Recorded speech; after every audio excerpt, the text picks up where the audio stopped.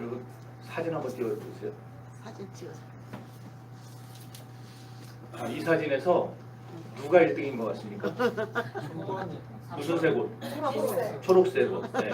누가 앞선 것 같냐 그러면 다 그렇게 대답할 거예요. 제 눈에도 그렇게 보입니다. 초록색이 1등인 것 같죠. 이처럼 다 사람들은요, 누군가 다른 사람보다 앞서가는 모습을 보일 때 이 사람이 저 사람보다 먼저 된 자라고 말합니다. 하지만 그건 그 사람의 주관적인 기준과 생각을 뿐입니다.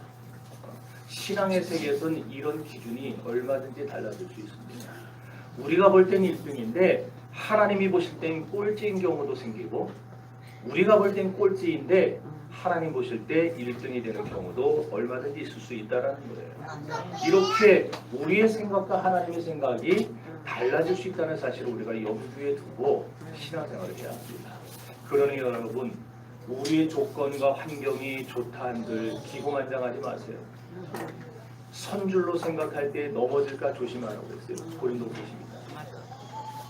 반대로 여러분의 조건과 환경이 정말 형편없고, 그리고 스펙도 형편없고 가진 게 형편없을지라도 여러분을 하나님이 아니야, 너 1등이야, 너 먼저 된 자야, 그렇게 말씀해 주시면 모든 게 다 끝나버리는 겁니다.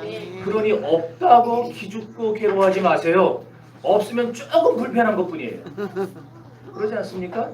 돈 없으면 조금 남보다 불편하게 사는 거고, 조금 덜 생겼으면은 남보다 조금 인기 덜 없게 그렇게 사는 것뿐이지, 우리가 그거 없다고 죽는 거 아닙니다. 그러므로 우리가 진짜 신경 쓰며 살아야 할 것을 신경 써야 돼요. 그게 뭐냐? 과연 하나님은 어떤 때, 어떤 사람을 보고 너는 1등이야, 너는 먼저 된 자야, 그렇게 말해주시느냐입니다. 그걸 알면은 우리도 그렇게 살면 되는 거 아닙니까? 그러면 우리도 얼마든지 1등 될 수 있고 먼저 될 수 있는 거예요. 그렇다면 사람들이 볼 때 저 사람은 꼴찌요, 나중된 자라고 할지라도 하나님은 뭔 소리냐, 이 사람이 1등이야, 이 사람이 먼저 된 자라고 하실 만한 사람이 있다면 과연 그 사람은 누구냐? 그럼 바로 범사에 감사하면서. 저는 이걸 다른 말로 먼저 감사라고 바꾸고 싶어요. 먼저 감사하는 사람. 감사할 조건이 있든 없든 우리에게 주어지는 모든 일에 하나님 앞에 먼저 감사하며 사는 사람. 성도 여러분, 오늘 저와 여러분이 이렇게 먼저 감사할 줄 아는 성도가 되시기를 바랍니다. 감사가 우리 인생을 만들어요. 감사하는 사람이 될 때 우리가 누구보다 귀한 존재가 될 수 있는 겁니다. 먼저 감사가 몸에 밴 사람들은요, 무슨 일에나 감사할 수 있게 됩니다. 다니엘 보세요. 자기를 죽이려는 사람들, 그 사람들에 의해서 왕이 이 멍청하게 그 조서에다가 도장을 찍었어요. 어인을 찍었어요. 이제 자기는 꼼짝없이 죽어요. 하나님 앞에 기도하면. 그럼에도 불구하고 다니엘은 어떻게 합니까? 하루에 3번씩 예루살렘을 향하는 창문을 열고 하나님 앞에 여전히 감사했어요. 어떻게 그럴 수 있어? 어떻게? 우리는 이해가 안 되죠, 그런 거. 그 정신 나간 거 아닌가? 아니, 조금만 좀 참았다면 될 거 아닌가? 다니엘이 그렇게 할 수 있었던 것은 그가 벌써 생활 속에서 먼저 감사를 실천하며 살던 사람이었기 때문이에요. 자, 다니엘서 6장 10절 읽어봅시다. 시작. 다니엘이 조서에 왕의 도장이 찍힌 것을 알고도 자기 집에 돌아가서 이방에 올라가 예루살렘으로 향한 창문을 열고 지내하는 대로 하루 3번씩 무릎을 꿇고 기도하며 그의 하나님께 감사하였다. 아멘. 오늘이 무슨 날입니까? 아마 대부분 교회는 지난주에 했을 거예요. 그죠?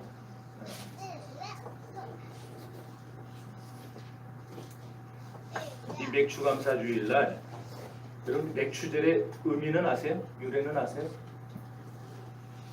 아는데 얘기 안 하는 거죠? 아시는 걸로 제가 알고 그냥 간단하게만 얘기합니다. 이스라엘 백성들이 애굽에서 종살이 하다가 출애굽했죠? 나왔어요. 광야에서 40년을 연단을 받습니다. 그리고는 마침내 가나안 땅에 들어갔어요. 땅을 기업으로 받습니다. 자기 땅이 생긴 거예요. 그 땅에서 농사를 지었어요. 근데 그때 지은 첫 번째 농사가 바로 밀입니다. 밀가루. 밀로 농사를 졌어요. 우리는 맥주에니까 보리만 생각을 하는데 밀이에요. 밀. 그 첫 수확을 거둬가지고 그 중에 제일 좋은 거, 제일 좋은 것만 뽑아서 하나님 앞에 제사를 드리고 감사하는 곳에서 맥주 감사들이 시작이 된 거예요. 근데 이것은 백성들이 자발적으로 한 게 아니라 하나님이 명령을 해서 시작한 겁니다. 하나님이 백성들에게 너희는 매년 맥주절을 기념하여 거룩히 지켜라, 그렇게 명령을 하셨어요. 성경에서는 다른 말로 오순절 또는 칠칠절이라고도 나옵니다. 여러분 신약에 가보면은요, 간혹가다 그런 말하는 분들이 있어요. 유튜브도 보니까 어떤 목사님은 이제 구역에 나오는 절기들 안 지켜도 된다는 거예요. 왜? 예수님이 다 완성하셨으니까, 율법을 다 완성했으니까 율법은 다 폐해졌다. 예수님이 언제 율법을 폐했어요? 율법을 완성했지. 그런데 신약의 백성들은 그러면은 맥주절 안 지켰냐? 신약의 백성들이 맥주절을 지켰어요. 증거가 있느냐? 증거가 있습니까? 있어요. 오순절 성령 강림 때 마가다락방에 120문도가 모여서 기도했죠. 기도했어요, 안 했어요? 네, 성경에 나오잖아요. 그 사람들이 왜 마가다락방에 모여서 거기 모여 기도했느냐? 그날이 맥주절이에요. 맥주절을 지키기 위해서 그런 거예요. 아이, 거짓말 같으면 나중에 가서 다 성경을 보세요. 네, 그런 눈으로 보지 말고. 자, 따라서 우리는 이 맥주절이라는 게 이미 구약 시대에서부터 그리고 신약 시대에 들어와서도 하나님이 지켜라 하신 명령이라는 사실을 알 수가 있는 거예요. 언제까지 지켜야 됩니까? 그러면은 언제까지 지켜야 될까요? 네, 죽을 때까지. 물론 오늘날엔 시대가 바뀌었기 때문에 우리가 뭐 농작물 가지고 농사에서 이렇게 드리진 않죠. 그냥 뭐 마음으로 우리가 뭐 물질로 이런 식으로 감사를 표현을 하는데 어쨌든 정신은 살아있는 거예요. 그러니까 성경에 나오는 모든 절기들은요 없어진 게 아니에요. 다 그 정신은 지금 살아있어요. 우리가 그 정신을 알고 절기를 맡고 예배를 드려야지, 그러지 않고 자, 한번 성경 읽어봅시다. 출애굽기 16장 시작. 너는 매년 새번 예배의 절기를 지키리라. 맥주절을 지키라. 내가 여호와여 앞에 드린 것을 너희를 믿음이니라. 내 모든 남자는 매년 세 번씩 주 여호와께 보여주니라. 너는 내 곳에서 처음 보는 열매 가장 좋은 것을 가져다가 너희 하나님 여호와의 전에 드리리라. 처음 거둔 열매 가장 좋은 거예요. 가장 좋은 거. 그 다음에 신명기 16장. 너희 가운데 모든 남자는 1년에 세 번은 유들과 지체들과 성악하되 내 하나님 여호와께서 택하신 곳에서 여호와를 모욕해 빈손으로 여호와를 멱지 말고 각 사람이 내 하나님 여호와께서 주신 복을 따라 그 힘대로 드리리라. 여기 보면 77절이 바로 맥주절이에요. 그래서 우리가 이런 맥주절의 의미를 바로 알고 나면은요 하나님께 찌끄러기 감사를 하지 않아요. 하고 남는 그런 감사를 하지 않아요. 하나님 앞에 알맹이 감사를 드리고 최상급의 감사를 드릴 수밖에 없어요. 왜? 하나님이 내가 가진 것에 제일 좋은 걸 가지고 나와라 그랬습니까? 오늘 저는 여러분과 함께 이 시간 맥주 감사절을 맞아서 과연 우리가 먼저 무엇을 감사하는 성도가 되어야 할 것인가 하는 문제를 한번 생각해 보고자 합니다. 첫째로 우리는 주인께 소명받은 것을 먼저 감사하는 성도가 되어야 돼요. 우리 이 짝은 벌써 제가 여러 번 훈련을 시켜갖고 아무렇지도 않은데 저 짝만 지금 그냥 괜찮아요. 애들은 떠들고 울라고 있는 게 애들이에요. 애들이 안 떠들면 그게 애들뿐이지. 그냥 놔둬요. 그냥 놔둬도 돼요. 울어도 되고 난리를 쳐도 되고 여기 와서 제 바지를 잡고 끌어도 되니까. 저쪽 맞죠? 애들은 뭘 하든지 그냥 놔둬. 맞아. 그러니까 애 엄마들 걱정하지 마세요. 미안하지도 말고 애만 많이 낳죠. 자, 우리 첫 번째 읽었죠? 네, 첫째 대신 있죠? 네. 바울이 믿음의 아들 디모데에게 그런 말을 합니다. 내가 평생에 하나님께 잊지 못할 은혜를 받았다라고 말을 하는데 그 힌트가 디모데전서 1장 12절에 기록되어 있습니다. 한번 읽어봅시다. 시작. 하나님 하신 그리스도 예수 중에 나의 감사함은 나를 승리하게 여겨 내게 주를 맡기시니 자, 뭐라고 했어요? 주님이 자기를 능하게 하셨대요. 능하게 하셨대요. 그리고 자기를 충성되다고 여겨주셨대요. 그래서 자기한테 뭘 맡기셨어요? 직분을 맡겼어요. 직분. 어떤 직분? 바울이 맡은 직분이 뭐예요? 사도의 직분이잖아요. 사도의 직분. 나에게 사도의 직분을 맡겨주셨어요. 바울은 이걸 평생 잊을 수 없는 은혜로 알고 감사한 거예요. 성도 여러분, 바울은 자기에게 좋은 일자리 주셨다고 감사한 게 아닙니다. 사람들이 이목을 받을 수 있는 감투 주셔서 감사한 게 아니에요. 남들보다 월급 더 많이 받아서 감사한 게 아니에요. 바울은 자기 같은 핍박자를 변화시켜서 복음의 일꾼 삼아주신 걸 감사한 거예요. 이걸 다른 말로 두 글자로 소명이라고 합니다. 하나님이 나를 불러주셨다. 바울은 평생 이 소명을 감당하며 살았으니 감사하며 감당하며 살았다. 사나 죽으나 오직 예수를 위해서만. 그래서 예수가 그의 전부였던 거예요. 그래서 바울은 입만 열면은 자랑할 게 딴 게 없어요. 네, 바울이 자랑하는 거 들어보세요. 누구 자랑합니까? 예수 자랑해요. 그리고 십자가 자랑해요. 갈라디아서 6장 14절에 내가 그리스도의 십자가 외에는 결코 자랑할 것이 없나니 그랬어요. 바울에게는 예수 말고는 십자가 말고는 자랑할 게 없어요. 그래서 입만 열면 예수 증거하고 다녔어요. 자랑할 게 그거밖에 없으니까. 여러분 자랑할 거 많아 보세요. 그럼 입만 열면 뭐 하고 다니겠어요? 우리 서울대 나왔어. 이런 거 자랑하고 다니지 않겠어요?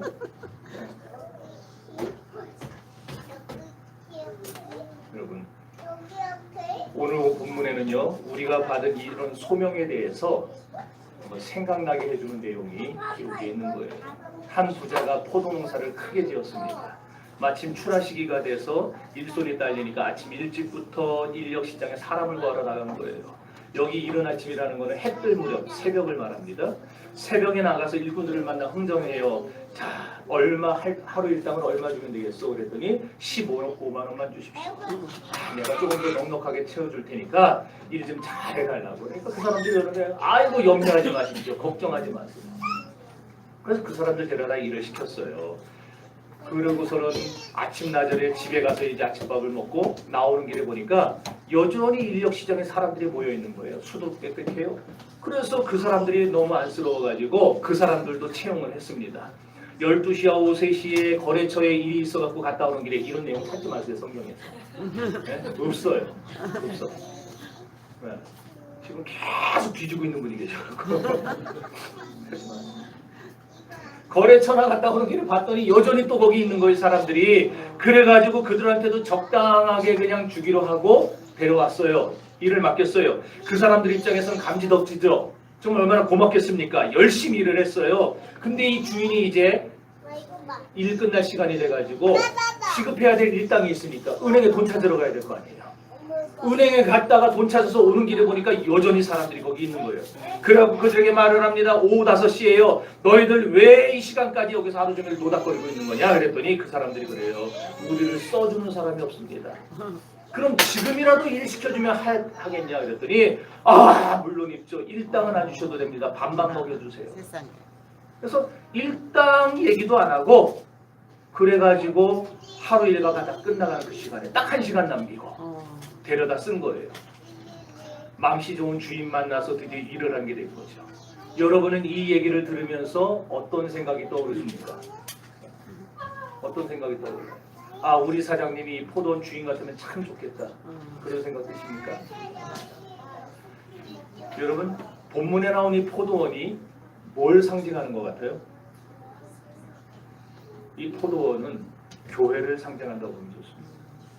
여러분, 교회에는 언제나 일꾼이 필요해요. 그것도 한없이 필요합니다.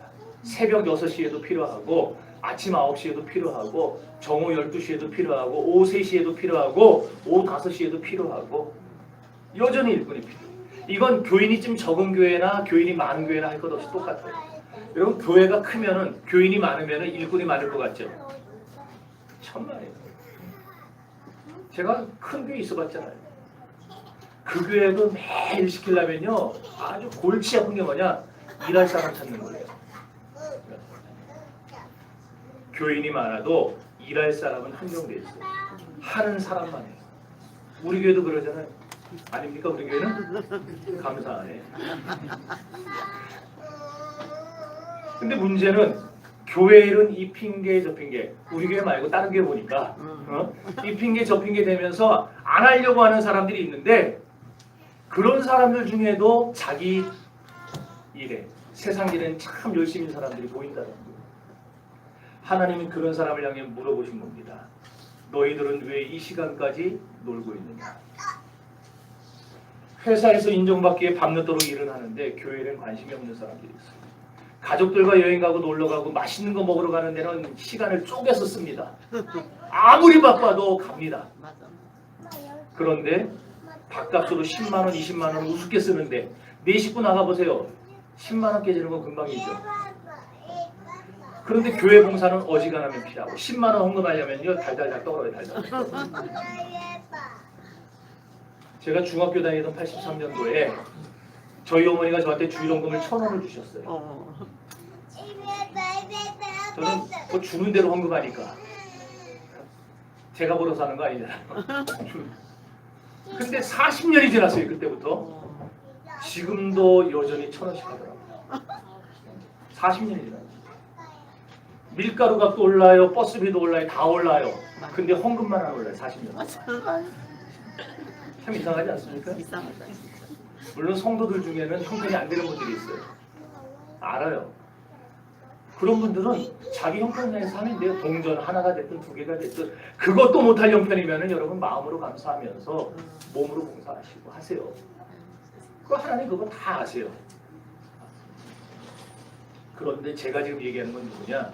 형편이 되는데 안 하는 사람이에요. 그런 사람을 향해 주님이 언제나 말씀하시는 거예요.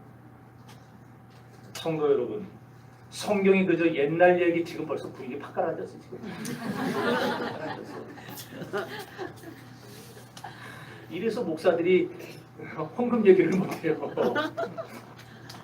그래도 저는 합니다. 얼굴에 철판 까요. 성경이 옛날 동화책이라면요, 우리가 이런 식으로 신앙생활을, 이런 식으로 믿음 생활해도 아무 상관없어요. 이래도 돼요. 그런데 만약 우리가 성경을 아니 무슨 소리야, 성경은 우리의 구원과 삶에 있어서 유일무이한 기준이야, 성경은 우리의 유일한 기준이야 라고 믿는다면 우리의 신앙생활은 달라져야 됩니다. 여러분이 성경을 후자로 믿는다면 이 말씀 속에서 우리를 향한 하나님의 뜻이 무엇인가를 발견해내야 돼요. 그리고 그 속에서 은혜를 찾아야 됩니다. 오늘 5시에 부름받은 일꾼의 입장에 한번 해보세요. 여러분이 지금 5시까지 팽팽 논 게 아니죠?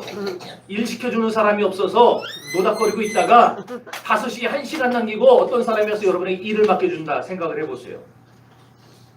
여러분들이라고 5시까지 놀 거 생각하고 나왔겠습니까? 새벽부터 나도 일할 거라고 생각하고 나왔겠죠. 나도 인력시장 나가면은 6시부터 나가서 일해가지고 하루 일당 한 대나리로 받겠지. 그러고 나왔을 거예요. 그런데 아무도 안 써줘요. 오전이 되고 점심이 되고 오후 3시가 되고 밥도 못 먹어요. 일도 못했는데 밥 먹으면 손해니까 쫄쫄 굶어요. 물 한 모금 먹고. 포기해야 되나 포기해야 되나 가야 되나. 근데 집에서 기다리고 있을 처자식이 눈에 밟혀요. 그냥 못 가요. 오후 5시가 됐어요. 아 이제 더 이상 안 되겠다. 오늘은 글렀다. 공쳤다. 돌아서려는데 누군가 자기들을 불러 세우는 거예요. 그리고는 왜 이 시간까지 일을 안 하고 있냐고. 속도 모르는 소리 하지 말고. 내가 안 하고 싶어서 안 하겠다. 하고 싶은데 아무도 나를 안 써주니까 못하는 거 아니냐.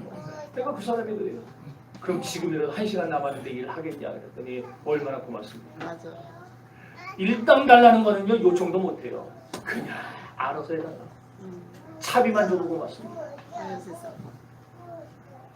그러고 가서 일을 하는데 얼마나 감격했겠어요. 1시간 동안 열심히 일했겠죠. 다른 사람 2-3시간 걸릴 일들을 1시간 만에 해냈겠죠. 물론 일은 아침에 온 사람은요 이 사람보다 일은 더 많이 했어요. 그러지 않겠습니까? 새벽 6시부터 오후 5시까지 일하는 사람은 더 많은 일을 했을 거예요. 그러나 주인이 보는 관점은 달랐다는 겁니다. 주인은 일을 하되 과연 누가 감사하는 마음으로 했느냐, 마지못해 했느냐, 아니면 원망과 불평하는 마음으로 했느냐, 주인은 그걸 봤어요. 여러분 시간적인 분량 자랑하지 마세요. 이게 무슨 말이냐? 여러분이 어려서부터 교회를 다닌 거 자랑하지 마세요. 모태신앙 자랑하지 마세요.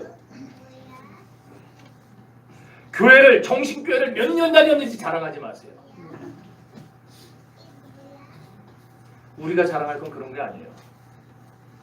지금 우리가 하나님 앞에 자랑할 게 있다라면은 과연 나는 얼마만큼이나 지난 날 동안 하나님 앞에 부름받은 후에 감사하면서 살아왔는가 그겁니다. 그런 사람이 하나님이 보실 때 나중되었지만 먼저 될 자들이에요. 그렇습니다. 우리가 많은 시간, 많은 분량의 일을 하는 것도 좋겠죠. 어린 시절부터 교회 나와서 열심히 봉사하는 것도 좋겠죠. 그러나 더 중요한 거는 내가 어떤 일을 하든 그 일을 맡겨주신, 그 일로 나를 불러주신 주인께 감사하는 마음으로 했느냐. 그러므로 성도 여러분, 오늘 이 시간에 여러분을 불러주신 주님 앞에 감사하며 사시기를 바랍니다. 아멘. 여러분을 자녀 삼아주신 하나님께 감사하시기를 바라요. 그 하나님께 자녀 노릇하면서 자녀 노릇하면서 부모 속썩이는, 나이 먹어서도 부모 속썩이는 자식 되지 말고 하나님 속을 시원하게 해드리는 그런 성도들이 될 수 있기를 바랍니다. 아멘. 그러니까 여러분, 여기 우리는 다 지금 3시, 5시에 부름받은 자들이에요. 거의 대부분이. 물론 저는 일찍 받았어요. 모태신앙이니까. 그러나 여러분, 우리에게 시간이 이제 얼마 남아있는지 아니에요. 그 남은 시간 충성하면서 하나님 앞에 쓰임받을 수 있기를 바랍니다. 두 번째로 우리는 주인이 베풀어준 은혜에 대해서 먼저 감사해야 돼요. 은혜에 대해서. 마태복음 25장에 보면은 달란트 비유가 나오죠. 거기 보면은 어떤 주인이 먼 길을 떠나기 앞서서 3사람의 종에게 각기 달란트를 맡기는데 한 사람은 5달란트, 한 사람은 2달란트, 한 사람은 1달란트를 맡겨요. 그런데 5달란트나 2달란트 맡은 종의 태도와 1달란트 맡은 종의 태도는 완전히 다르죠. 1달란트 맡은 종은요, 불평과 원망으로 가득했어요.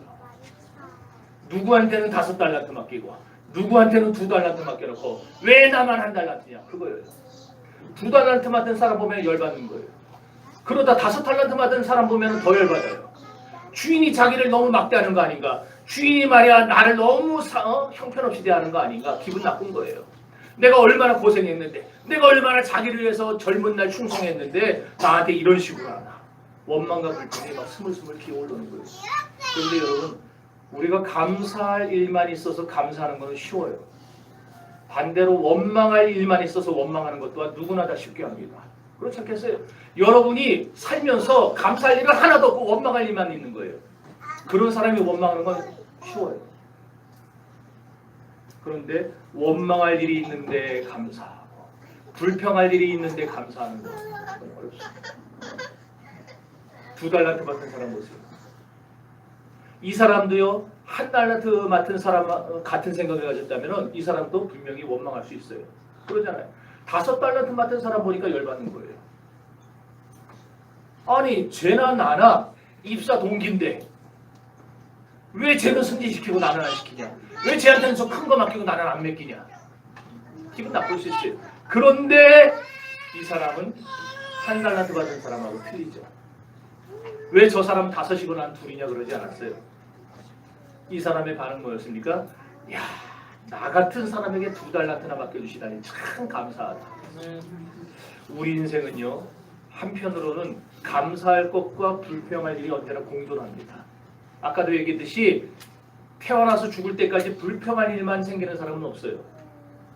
반대로 태어나서 죽을 때까지 감사할 일만 있는 사람도 없어요. 언제나 이 둘이 같이 옵니다. 우리 인생에는. 그때 우리가 그 불평을 이겨내고 감사하는 사람이 되는데 먼저 감사할 때 하나님은 그 사람에게 칭찬을 하십니다. 그 사람이 나중됐으나 먼저 된 자가 됩니다. 1달란트 받았던 사람이 이 비밀을 깨달았다면 얼마나 좋았겠습니까마는 그는 불평할 조건과 불평할 그런 감사할 조건들 앞에서 감사를 택하지 못하고 불평과 원망을 택하고 말하는 거예요. 사랑하는 성도 여러분, 지난 6개월간 여러분에게도 원망할 일이 생겼고 감사할 일이 생기지 않았습니까? 앞으로 6개월도 또 그럴 겁니다. 여러분에게 감사할 일도 올 것이고 원망할 일도 올 것이에요. 100% 감사만 오는 집 없고 100% 원망만 오는 집 없습니다. 모든 게 다 같이 올 텐데 그때 이제 오늘 배웠으니까 이제 여러분은 어떻게 하시겠습니까?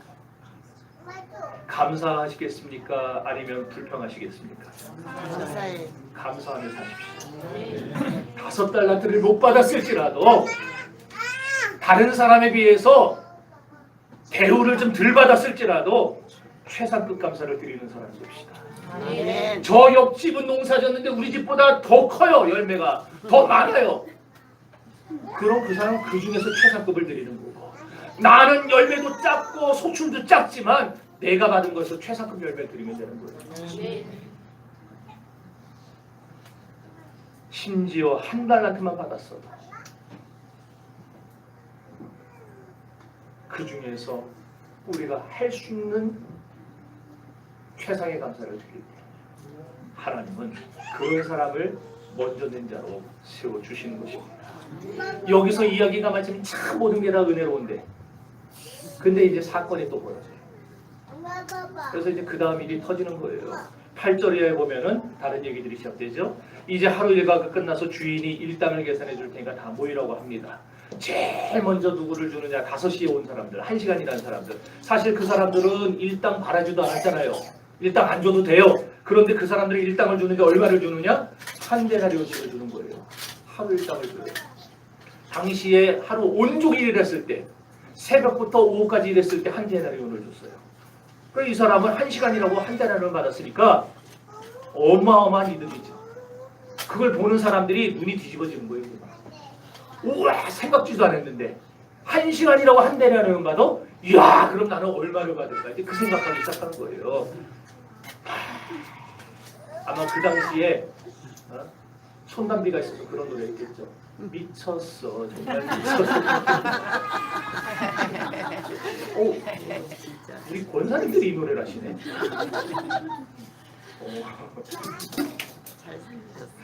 딱 그 책 아니에요? 우리 사장님이 미쳤어요. 그런데 곰곰이 생각하면 이거는요, 일당을 준 게 아니에요. 무슨 말이에요? 일 끝나고 돈 줬으니 일당이지. 제가 계속 오늘 설교 중에 했던 얘기가 있어. 반복해서 했던 얘기가 5시 만난 사람들이 5시에 데리고 온 사람들에게는 주인이 일당을 주겠다는 약속을 안 했어요. 그들도 일당 달라고 말을 안 했어요. 그 전까지는 상당하게 줄이라고 분명히 얘기했지만 5시 사람들에게는 말을 안 했어요. 그럼 이건 도대체 뭐냐? 뭘 준 거냐? 일당을 준 게 아니라 은혜를 준 거예요.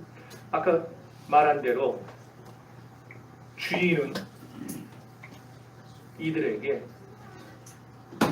새벽부터 와서 받아야 될 사람들이 받아야 될 일당을 주기보다 그들에게 은혜를 준 거예요. 이 일당 받아가지 않으면 이들의 가족들이 하루를 굶치고 굶을 텐데, 이 자녀들이 배워야 될 건 못 배우고 해야 될 건 못하고, 그래서 주인은 안쓰러운 마음에, 안타까운 마음에 그에게 은혜를 베푼 것이지 일당을 준 게 아니에요. 여러분 여기서 생각을 해봐요.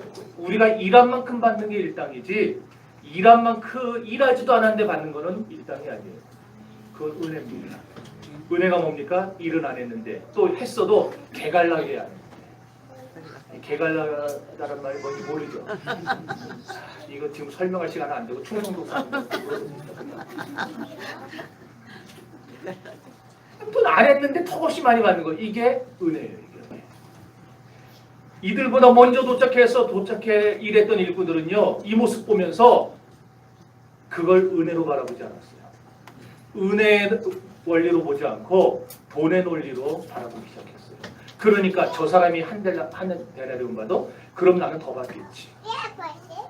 새벽에 온 사람이 그 생각하니까 아침 9시, 오후 3시에 온 사람들도 그 생각을 하기 시작하는 거죠. 근데 이게 무슨 조합입니까? 주인이 일당 나눠주는데 자기들에게 얼마씩 줘요? 1데나리온을 주는 거예요. 그러니까 그때부터 열이 받고 막 섭섭한 겁니다. 주인을 향해서 불평하기 시작합니다. 이게 뭐냐고. 저 사람 1시간 일했는데 그만큼 주고, 나는 이렇게 새벽부터 일했는데 똑같이 주고, 이렇게 하는 게 어딨냐고 불평하기 시작하는 거예요. 여러분, 이 이야기는 남의 이야기가 아니에요. 지금 먼 산 넘어 무슨 얘기 듣듯이 그러고 있지 마세요. 지금 이 얘기는요, 저와 여러분의 이야기입니다.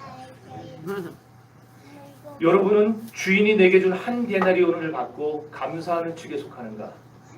아니면은 내게 준 한 데나리온을 받고 돌아서서 나는 정말 열심히 했는데, 나는 정말 젊어서부터 고생했는데, 나는 정신교회를 위해서 진짜 나는 헌신하고, 정말 막 그냥 그렇게 옛날 건축할 때 수고하고 애쓰고 했는데, 이게 뭐냐고. 이렇게 원망하는 축에 속합니까? 그렇다고 과연 이 둘 중에 누가 주인 볼 때에 먼저 된 자가 되겠습니까? 받은 것 감사하지 않고 원망하는 자들이 나중된 자요. 반대로 감사하는 자들이 먼저 된 자입니다. 그러나 여러분, 우리 정신교회 교인들은 항상 있는 것을 감사하시기를 바랍니다. 받은 것을 감사하세요. 그래서 항상 먼저 된 자가 되시기를 주의 이름으로 축원합니다. 오후 5시에 온 일꾼이 한 데나리온 받았을 때 그 사람은 솔직히 얼마나 놀랐겠습니까? 기대도 안 했는데 얼마나 고맙고 감사했겠어요. 만약 감사하지 않았다면 그게 사람입니까? 사람도 아니죠. 여러분, 1991년도에 저 하남시에 조금 이따 말씀드리겠습니다. 하남시에 양필석이라고 하는 23살 먹은 저랑 동갑이에요. 양필석이라고 하는 청년이 친구들하고 한강 고수부지에 축구를 차러 갔어요. 끝나고 마침 그때 팔당대교가 한참 공사하던 때였어요. 팔당대교가 95년도에 완공돼요. 그래서 팔당대교 구경을 하러 간 거예요. 그 공사 얼마 안 되니까. 근데 어디선가 사람 살려주세요 하는 소리가 들려요. 그래서 이 소리가 어디서 나나 들이번거렸더니 애들이 빠져서 거기서 호흡거리고 있어요. 어머나 세상에. 그래가지고 앞뒤 안 재고 뛰어든 거예요. 그래서 중학생 하나, 초등학생 둘을 건졌어요. 근데 자기는 힘이 빠져서 죽었어요. 기자가 빈소를 찾아갔습니다. 양필석 군의 어머니와 인터뷰를 합니다. 그 물었어요. 어머님, 지금 심정이 어떠십니까? 그때 그 어머니가 한 대답이에요. 우리 필석이가 뭐 칭찬이나 받으려고 한 일은 아니었겠지만 그래도 내 아들이 목숨을 버려가면서까지 살려준 그 애들과 그 애들의 부모는 한 번쯤은 와봐야 될 거 아닙니까? 장례 다 마칠 때까지 나타나잖아요. 지금 여러분 혹시 그런 생각 듭니까? 어떻게 사람의 탈을 쓰고 그런 놈들이 사람의 탈을 쓰고 진짜 그런 생각 들죠? 사람의 탈을 쓰고 나 같으면은 진짜 우리 애를 살려줬으면은 평생 은인으로 알고 그냥 뭐 때마다 그냥 명절마다 찾아갈 텐데 그러지 않겠어요? 그럼 곰곰이 한번 손 놓고 생각해보세요. 진짜 나는 그렇게 은혜를 갚은 사람이었나? 생각해보세요. 우리도 그 이상의 은혜를 받지 않았습니까? 멸망당해 죽어야 되는 우리, 죄와 사망, 허물로 인해 죽었던 우리가 예수 그리스도로 말미암아 그의 십자가 공로로 살아났어요. 우리를 대신 살리고 하나님의 외아들이 죽었어요. 근데 그분의 처형 현장에, 그분의 무덤에 제자들이 누구고 얼씬도 안 했어요. 오직 아리마대 요셉 한 사람만. 우리는 어떻습니까? 여러분은 매일매일 주님의 그 십자가를 바라보며 삽니까? 여러분을 구원하기 위해 자기 목숨 버리신 예수에 하여 여러분은 감사하며 살고 있습니까? 하나님이 우리 보실 때에 지금 여기 있는 다른 교회는 말할 필요 없어요. 제 관심은 여러분에게 있습니까? 하나님이 우리 정신교회를 보실 때에 못 봐주겠다. 이러신 적은 한 번도 없었을까요? 여러분이 아니라 절 보면서 아유 저런 게 목사라고 그런 생각하신 적은 없었을까? 신경 안 써도 된다니까요. 여러분 사람들은 원수 갚는 데는 기가 막히게 빨라요. 누가 나한테 섭섭하게 하고 누가 나한테 잘못하면은요 꼭 반드시 갚아줍니다. 그런데 은혜를 갚을 때는 언제 그랬냐는 듯이 잊어버려요. 그런 사람들이 너무 많아요. 특히나 우리 그리스도인들이 하나님께 구원받았다는 그냥 추상적인 생각만 하고 살아요. 하나님이 여러분에게 베풀어 주신 은혜를 잊지 마시고 늘 먼저 감사하는 신앙인이 되시기 바랍니다. 그런 사람이 나중된 자 같으나 먼저 된 자. 셋째로 우리를 인정해 주신 주인께 먼저 감사하는 성도가 되어야 됩니다. 마태복음 20장 16절 오늘 마지막이죠. 16절 한번 다 같이 읽어봅시다. 시작.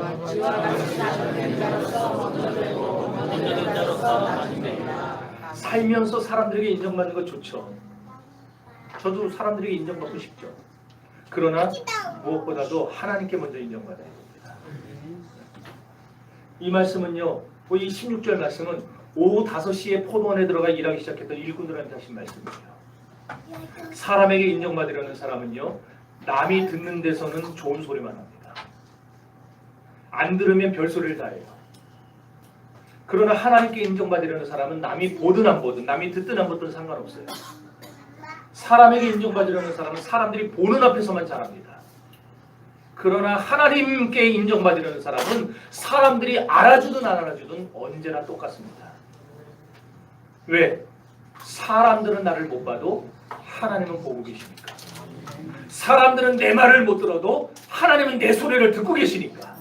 사람들은 몰라줘도 하나님은 아시니까. 그래서 언제나 변함없이 항상 잘해요. 세상 사람들이 볼 때는 바보겠죠. 세상 사람들이 볼 때는 왜 세상을 그렇게 힘들게 사냐고 한 소리들 하겠죠. 그러나 하나님은 그런 사람들을 마음에 들어 하십니다. 그런 사람들을 찾으시는 겁니다. 그리고 그런 사람을 보면서 네가 나중됐지만 먼저 되는 사람이 될 거야 말해주시는 거예요. 사랑하는 성도 여러분, 먼저 된 자라는 하나님의 인정을 받을 수 있기를 바랍니다. 우리가 아무리 좋은 것을 많이 가져도 하나님께 인정 못 받으면 그거 꽝이에요. 다 그건 복이 아니에요. 세상적으로 아무리 복 많이 받아도 하나님께 인정 못 받으면은요, 그건 복이 아니에요. 모든 게 다 하룻밤 꿈이죠. 정리합시다.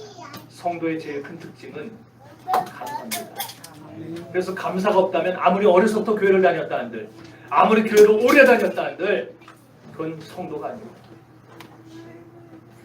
오늘 우리 교회에는요, 성도들만 있기를 바랍니다. 하나님 앞에 감사하세요. 새벽에 부름받은 사람이 있습니까? 여기 일찍부터 다니신 분들 있죠? 엄마 뱃속에서 다니신 분들 있죠? 오후 5시 오신 분들 있습니까? 있잖아요. 나이 들어서 예수 믿으신 분들. 새벽에 오셨든, 만약 그런 분들은요, 일 마칠 때까지 그냥 같은 마음 같은 뜻으로 충성하시면 돼요. 딴소리 하지 말고 이쁘다. 오후 늦게 부름 받았다면요, 그렇게 생각하세요. 내 인생 부름 못 받고 종칠 뻔했는데 날 불러주셨구나.